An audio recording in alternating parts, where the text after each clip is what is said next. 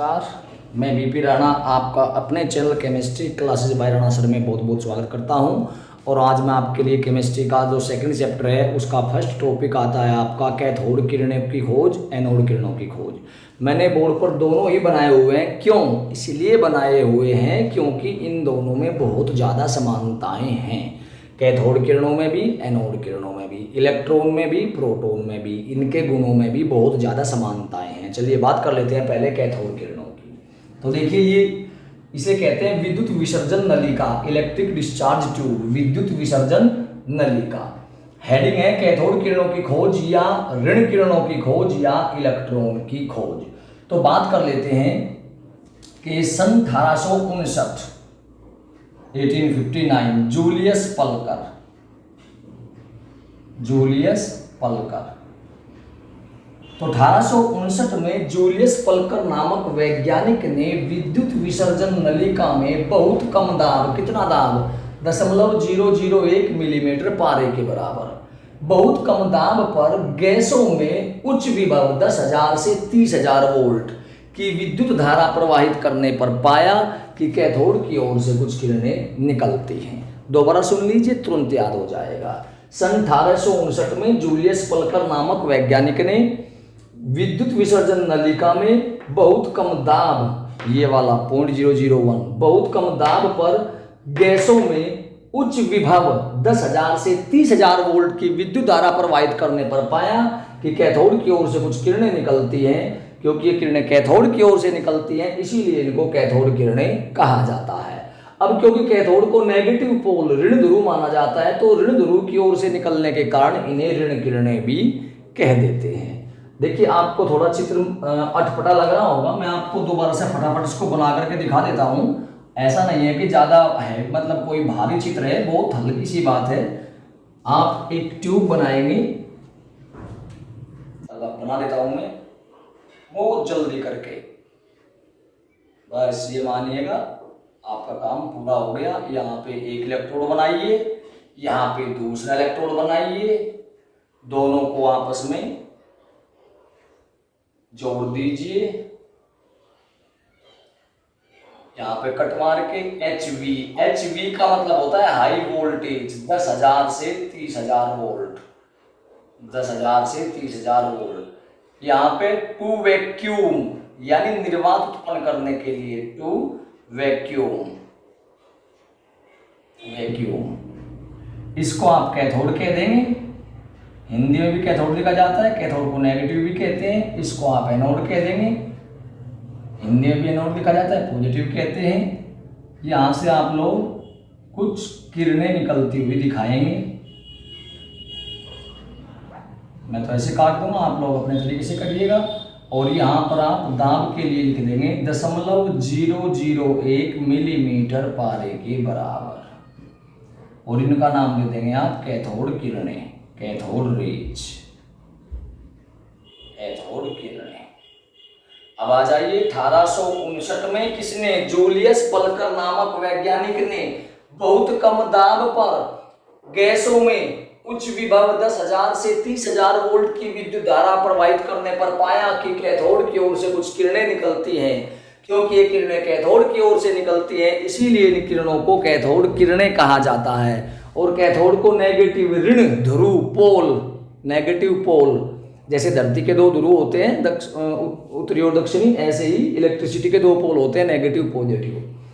तो ऋण ध्रुव भी कहा जाता है। तो ऋण ध्रुव की ओर से निकलने के कारण इन्हें ऋण किरणें भी कहते हैं। क्या हुआ था 1859 में जूलियस पल्कर नामक वैज्ञानिक ने विद्युत विसर्जन नलिका में बहुत कम दाब पर, दाब कितना लिखा जाएगा, 0.001, तो बहुत कम दाब पर गैसों में, इसमें गैस भरी गई थी, गैसों में उच्च विभव 10,000 से 30,000 वोल्ट। तो 1859 में जूलियस पल्कर ने बहुत कम दाब पर गैसों में उच्च विभव की विद्युत धारा प्रवाहित करने पर देखा कि कैथोड की ओर से कुछ किरणें निकलती हैं। क्योंकि ये किरणें कैथोड की ओर से निकलती हैं, इसीलिए इनको कैथोड किरणें कहा जाता है। कैथोड को ऋण ध्रुव भी कहते हैं, इसीलिए ऋण ध्रुव की ओर से निकलने के कारण इन्हें ऋण किरणें कहा जाता है। अब बिल्कुल सेम आ जाइए एनोड किरणों में।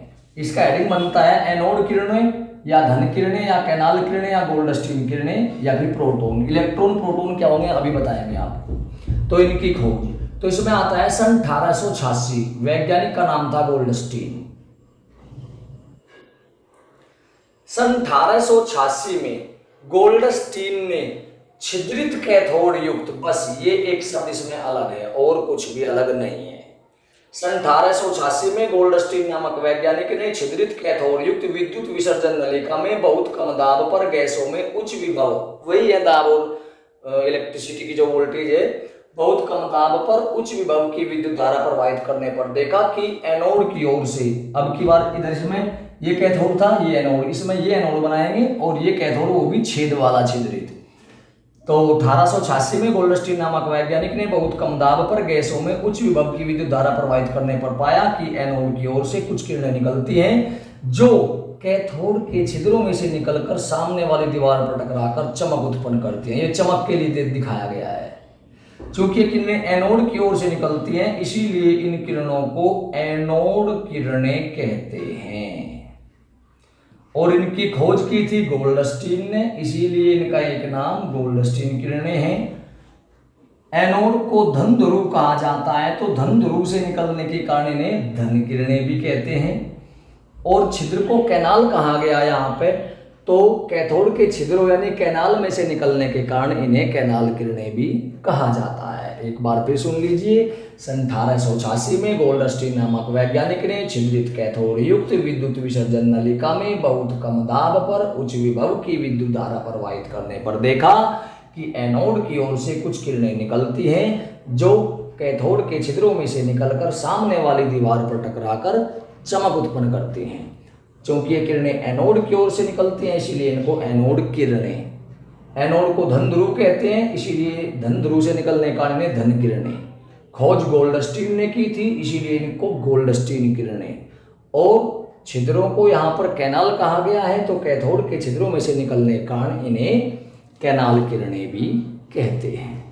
तो बिल्कुल दोनों में ही विद्युत विसर्जन नलिका बिल्कुल सेम है, दाब दोनों में बिल्कुल वही है, विद्युत धारा वही है और कंडीशन भी लगभग सभी वही है। बस थोड़ा सा ध्यान रखना है कि इसमें ये कैथोड, ये एनोड, इसमें ये एनोड और ये छिद्रित कैथोड। खोज करता है इसका 1859 जूलियस पल्कर, इसका 1886 गोल्डस्टीन। मेरे हिसाब से आपको समझ आ गया होगा। अब आगे बात कर लेते हैं कि इनके जो गुण हैं, जो प्रॉपर्टीज हैं, वो कौन कौन सी थी और इलेक्ट्रॉन की खोज कैसे हुई है। चलिए तो बात करते हैं कैथोड किरणों के गुण। और मैं गुणों की अगर मैं बात करता हूं तो वैज्ञानिक थे विलियम क्रूक्स,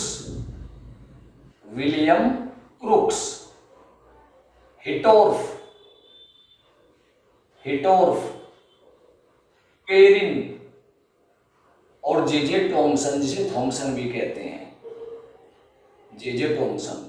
इन चारों साइंटिस्ट ने इनके जो गुण थे उनका अध्ययन किया था। विलियम क्रूक्स, हिटोर्फ, पेरिन तथा जे टॉमसन आदि वैज्ञानिकों ने इन किरणों के गुणों का अध्ययन किया, जो कि निम्न है। कौन कौन से गुण है, शॉर्ट में लिखा चला जाता हूं। पहला, ये सीधी रेखा में चलती है। जैसे प्रकाश जो होता है, लाइट जो होती है, वो सीधी रेखा में चलती है। जब आप टॉर्च जलाते हो रात में तो बिल्कुल सीधी चलती है, ऐसे तो नहीं हमने टॉर्च इस साइड में चलाई वो घूम के ऐसे आ गई, जी नहीं। तो जैसे प्रकाश सीधी रेखा में चलता है, ये भी सीधी रेखा में चलती है। नंबर 2, ये अपने मार्ग में रखे हुए हल्के पिन के पहिए को, पिन व्हील, जैसे कि मान लिया ये पिन का पहिया है, तो अगर इन किरणों के रास्ते में या इन किरणों को पिन व्हील पर डाला जाता है तो ये पिन के पहिए को घुमा देती है। तो पहला गुण, ये सीधी रेखा में चलती है। दूसरा गुण, ये अपने मार्ग में रखे हुए हल्के से पिन के पहिए को, पिन व्हील को घुमा देती है। और घुमाने से सिद्ध होता है कि इन किरणों में द्रव्यमान होता है। ध्यान दीजिए, सूर्य की किरणों में द्रव्यमान नहीं होता। आपके घर में एलईडी वगैरह जलती है, इनसे जो किरणें, प्रकाश किरणें निकलती है, इनमें द्रव्यमान नहीं होता, लेकिन इनमें द्रव्यमान होता है। ये नोट करने की बात है कि कैथोड किरणों में द्रव्यमान होता है। नंबर 3, ये गैसों को आयनित कर देती हैं। जैसे अगर हाइड्रोजन क्लोराइड गैस के पात्र में इन किरणों को डाला जाए तो ये गैसों को इस प्रकार आयनों में तोड़ देती है। यहाँ पे कोई कांच का बर्तन है, इसमें हमने HCl गैस भरी हुई है और इसमें यहाँ से आप कैथोड किरणें पास करेंगे तो ये HCl गैस इस प्रकार आयनित हो जाती है। जगह का अभाव है इसलिए बार बार मिटाना पड़ रहा है। नंबर 4, जिंक सल्फाइड के पर्दे पर टकराने पर चमक उत्पन्न करती हैं।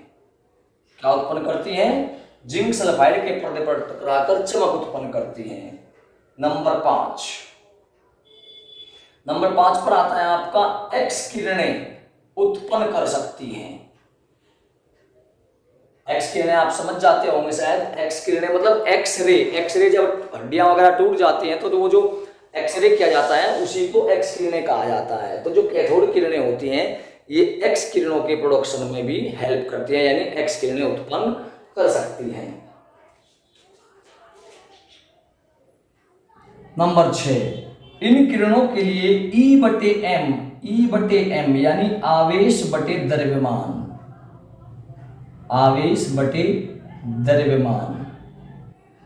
का मान सदैव स्थिर रहता है।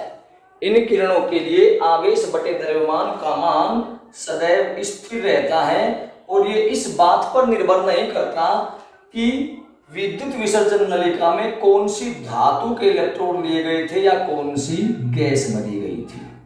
कोई सी भी गैस भर लीजिए, कोई सी भी धातु के इलेक्ट्रोड ले लीजिए, E बटे m का मान सदैव स्थिर रहता है, जो कि जे थॉमसन ने ज्ञात किया था 1.759 गुणा 10 की घात 8 कूलाम प्रति ग्राम। नंबर 7 पर आते हैं, जब इन्हें विद्युत या चुंबकीय क्षेत्रों में से गुजारते हैं, भाई सपोज ये विद्युत का नेगेटिव या पॉजिटिव, तो जब कैथोड किरणों को विद्युत क्षेत्र में से गुजारा जाएगा तो वो पॉजिटिव पोल की ओर जाती है। पॉजिटिव की ओर जाने का मतलब है इन पर नेगेटिव चार्ज होता है। तो जब कैथोड किरणों को विद्युत या चुंबकीय क्षेत्रों में से गुजारा जाता है तो ये सदैव धन ध्रुव की ओर आकर्षित होती हैं जी। इसकी ओर, धन ध्रुव की ओर। जब धन ध्रुव की ओर आकर्षित हुई तो इससे सिद्ध हुआ कि ये ऋण आवेशित कणों से मिलकर बनी हैं। और इन ऋणावेशित कणों को स्टोनी साइंटिस्ट थे, इलेक्ट्रॉन नाम दिया था। इलेक्ट्रॉन कहा था सबसे पहले स्टोनी ने इन ऋणावेशित कणों को। तो एक बार दोबारा से पढ़ लेते हैं। ये सीधी रेखा में चलती हैं, ये अपने मार्ग में रखे हुए हल्के से पिन के पहिए को घुमा सकती हैं। इससे सिद्ध होता है कि इनमें भार होता है। ये गैसों को आयनित कर देती हैं, जिंक सल्फाइड के पर्दे पर टकराने पर चमक उत्पन्न करती हैं, एक्स किरणें भी उत्पन्न कर सकती हैं। इनके लिए E बटे m यानी आवेश बटे द्रव्यमान का मान सदैव स्थिर रहता है और वो धातु या गैस की प्रकृति पर निर्भर नहीं करता है। जे थॉमसन ने इन किरणों के लिए E बटे m का मान ज्ञात किया, जो कि 1.759 गुणा 10 की घात 8 कूलाम प्रति ग्राम था। नंबर 7 पर आता है कि जब इन्हें विद्युत या चुंबकीय क्षेत्रों में से गुजारते हैं तो ये धन ध्रुव की ओर आकर्षित होती हैं। इससे सिद्ध होता है कि ये ऋणावेशित कणों से मिलकर बनी है और इन्हीं ऋणावेशित कणों को स्टोनी ने इलेक्ट्रॉन नाम दिया था। अब आते हैं एनोड किरणों में। बहुत जल्दी, जैसे इनकी खोज समान थी ऐसे गुण भी समान है। इसके लिए भी पहला पॉइंट सही है, ये भी सीधी रेखा में चलती है, अपने मार्ग में रखे हुए हल्के से पिन के पहिए को घुमा सकती हैं। इससे सिद्ध होता है कि इनमें द्रव्यमान होता है, गैसों को आयनित कर सकती हैं, जिंक सल्फाइड के पर्दे पर टकराकर चमक उत्पन्न करती हैं, एक्स किरणें उत्पन्न नहीं कर सकती हैं। यानी पहले 5 जो गुण हैं वे बिल्कुल समान हैं। जैसे खोज समान थी ऐसे ही पहले 5 गुण भी आपके समान हैं। तो बात करते हैं अगले की, एक्स किरणें उत्पन्न नहीं कर सकती हैं। इन किरणों के लिए आवेश बटे द्रव्यमान का मान सदैव स्थिर नहीं होता है। यह भी ध्यान करने वाली बात है, सदैव स्थिर नहीं होता है और ये इस बात पर निर्भर करता है कि कौन सी धातु ली गई है और कौन सी गैस भरी गई, यानी धातु की प्रकृति और गैस की प्रकृति पर निर्भर करता है। यहां भी E बटे m का मान जे थॉमसन ने ज्ञात किया था, यहां भी उन्होंने हाइड्रोजन गैस से प्राप्त एनोड किरणों के लिए E बटे m का मान ज्ञात किया, जो कि 9.58 गुणा 10 की घात 4 कूलाम प्रति ग्राम था। कूलाम प्रति ग्राम था। नंबर नेक्स्ट आता है विद्युत या चुंबकीय क्षेत्रों में से गुजारने पर ये जो किरणें हैं, देखिए मैं बता देता हूं दोबारा से, ये नेगेटिव ये पॉजिटिव। कैथोड किरणें गई थी इस साइड में तो उस पर नेगेटिव चार्ज था, एनोड किरणें जाती हैं नेगेटिव की ओर, इसका मतलब इन पर पॉजिटिव चार्ज है। तो विद्युत या चुंबकीय क्षेत्रों में से इन्हें गुजारने पर ये सदा ऋण ध्रुव की ओर आकर्षित होती है। किसकी ओर? ऋण ध्रुव की ओर। इससे सिद्ध होता है कि ये धनावेशित कणों से मिलकर बनी है, क्योंकि भाई नेगेटिव किसको खींचेगा? पॉजिटिव को।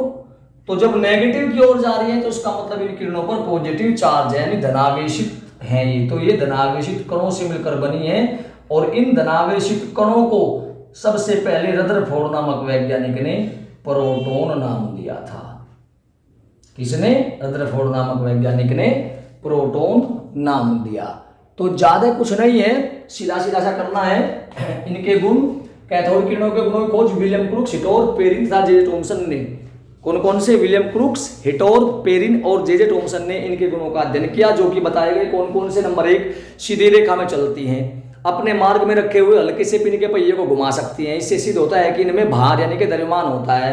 नंबर 3, गैसों को आयनित कर देती हैं। नंबर 4, जिंक सल्फाइड के पर्दे पर टकराकर चमक उत्पन्न करती हैं। एक्स किरणें उत्पन्न कर सकती हैं। इन किरणों के लिए E/m का मान सदैव स्थिर होता है और ये धातु इलेक्ट्रोडों की प्रकृति या गैसों की प्रकृति पर निर्भर नहीं करता है। जे थॉमसन ने कैथोड किरणों के लिए E/m का मान ज्ञात किया, जो कि 1.759 × 10⁸ कूलाम प्रति ग्राम था। जब ये विद्युत या चुंबकीय क्षेत्रों में से गुजारी जाती हैं तो ये सदा धन ध्रुव की ओर आकर्षित होती हैं। इससे सिद्ध होता है कि ये ऋणावेशित कणों से मिलकर बनी है।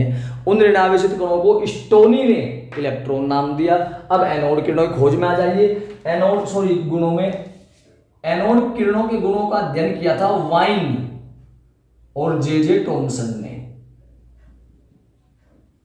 वाइन और जे थॉमसन।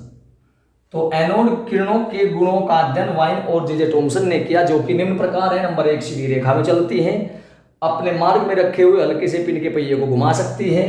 इससे सिद्ध होता है कि इन किरणों में द्रव्यमान होता है। गैसों को आयनित कर देती है। जिंक सल्फाइड के पर्दे पर टकराकर चमक उत्पन्न करती है। एक्स किरणें उत्पन्न नहीं कर सकती हैं, कैथोड ने कर दिया था। इन किरणों के लिए E/m, E मतलब आवेश और m मतलब द्रव्यमान, E/m का मान सदैव स्थिर नहीं होता है और ये धातु और गैस की प्रकृति पर निर्भर करता है। जे थॉमसन ने ही इन किरणों के लिए भी E/m का मान ज्ञात किया, जो कि हाइड्रोजन गैस, जब विद्युत विसर्जन नलिका में हाइड्रोजन गैस भरी गई, भरने के बाद में जो आवेश बटे द्रव्यमान का मान आया वो जे थॉमसन ने ज्ञात किया, जो एनोड किरणों के लिए सबसे अधिक 9.58 × 10⁴ कूलाम प्रति ग्राम था। इसके अलावा विद्युत या चुंबकीय क्षेत्रों में से इन्हें गुजारने पर ये सदा ऋण ध्रुव की ओर आकर्षित होती हैं। कौन? एनोड किरणें। ऋण ध्रुव की ओर आकर्षित होने से सिद्ध होता है कि ये धनावेशित कणों से मिलकर बनी है और इन धनावेशित कणों को रदरफोर्ड ने प्रोटॉन नाम दिया था। तो आपने देखा होगा कि कैथोड किरणों की खोज, एनोड किरणों की खोज जो मैंने अभी बताई आपको थोड़े टाइम पहले, इसी में ही बिल्कुल समान है। कैथोड किरणों में क्या था? सन 1859 में जूलियस पलकर नामक वैज्ञानिक ने बहुत कम दाब पर विद्युत विसर्जन नलिका में गैसों में उच्च विभव 10,000 से 30,000 वोल्ट की विद्युत धारा प्रवाहित करने पर देखा कि कैथोड की ओर से कुछ किरणें निकलती हैं। क्योंकि वे किरणें कैथोड की ओर से निकलती हैं, इसीलिए उनको कैथोड किरणें कहते हैं। और कैथोड को ऋण ध्रुव माना जाता है, इसलिए ऋण की ओर से निकलने का ऋण किरणें कहते हैं। उसी प्रकार एनोड किरणों की खोज भी लगभग सेम ही प्रोसेस था। इनके गुण भी 8 में से इनके 4-5 गुण, आपके 5 गुण समान है, बस 3 गुण भिन्न हैं। तो इसलिए अगर आप कैथोड किरणों की खोज और उनके गुण याद कर लेते हो तो ये मान कर चलिए कि एनोड किरणें और उनके गुण भी आपके याद हो जाते हैं। अब सवाल ये उठता है कि अगर सवाल ये आ जाए कि इलेक्ट्रॉन की खोज का विस्तृत वर्णन कीजिए, तो आप क्या करेंगे? उसमें आप सबसे पहला काम है कैथोड किरणों की खोज और उसका चित्र बनाएंगे और उसके बाद में केवल एक पॉइंट लिखेंगे कि विद्युत या चुंबकीय क्षेत्रों में से इन किरणों को गुजारने पर ये सदैव धन ध्रुव की ओर आकर्षित हो जाती हैं। इससे सिद्ध होता है कि ये किरणें ऋण आवेशित कणों से मिलकर बनी हैं, जिन्हें स्टोनी ने इलेक्ट्रॉन नाम दिया। यानी अगर सवाल ये आता है कि इलेक्ट्रॉन की खोज का विस्तृत वर्णन कीजिए, तो पहले कैथोड किरणों की खोज, उसका चित्र बना देंगे और उसके बाद में केवल ये पॉइंट लिख देंगे कि कैथोड किरणों को विद्युत या चुंबकीय क्षेत्रों में से गुजारने पर पाया गया कि ये सदा धन ध्रुव की ओर आकर्षित हो जाती है। धन ध्रुव की ओर आकर्षित होने से सिद्ध होता है कि ये ऋण आवेशित कणों से मिलकर बनी है, जिन्हें स्टोनी ने इलेक्ट्रॉन नाम दिया। इसी प्रकार अगर सवाल आ जाता है कि प्रोटॉन की खोज का विस्तृत वर्णन कीजिए, तो एनोड किरणों की जो खोज का चित्र था और खोज वो लिख करके क्या लिखेंगे कि 1886 में गोल्डस्टीन नामक वैज्ञानिक ने विद्युत छिद्रित कैथोड युक्त विद्युत विसर्जन नलिका में बहुत कम दाब पर गैसों में उच्च विभव 10,000 से 30,000 वोल्ट की विद्युत धारा प्रवाहित करने पर पाया कि एनोड की ओर से कुछ किरणें निकलती हैं। क्योंकि ये किरणें एनोड की ओर से निकलती हैं, इसलिए इन्हें एनोड किरणें कहते हैं। ये सामने वाली दीवार पर जाकर टकराकर चमक उत्पन्न भी करती हैं। उसके बाद में ये गुण लिखने हैं कि एनोड किरणों को विद्युत या चुंबकीय क्षेत्रों में से गुजारने पर ये सदा ऋण ध्रुव की ओर आकर्षित हो जाती हैं। ऋण ध्रुव की ओर आकर्षित होने से सिद्ध होता है कि ये किरणें धनावेशित कणों से मिलकर बनी है। इन धनावेशित कणों को रदरफोर्ड ने प्रोटॉन नाम दिया था। तो इसमें 3-4 सवाल बन जाते हैं। कैथोड किरणों की खोज, उनके गुण, इलेक्ट्रॉन की खोज, उनके गुण, E/m का मान। इसी प्रकार एनोड किरणों की खोज, उनके गुण, प्रोटॉन की खोज और प्रोटॉन के लिए एनोड किरणों के लिए E/m का मान। आशा करता हूं कि कैथोड किरणें और एनोड किरणें दोनों अगर आप एक साथ में याद करोगे तो बहुत जल्दी हो जाएंगे। उम्मीद करता हूं कि आपको वीडियो पसंद आया होगा। अगर पसंद आया हो तो मेरी वीडियो को लाइक और शेयर जरूर कीजिए और चैनल को सब्सक्राइब कीजिए। धन्यवाद। जय हिंद, जय भारत।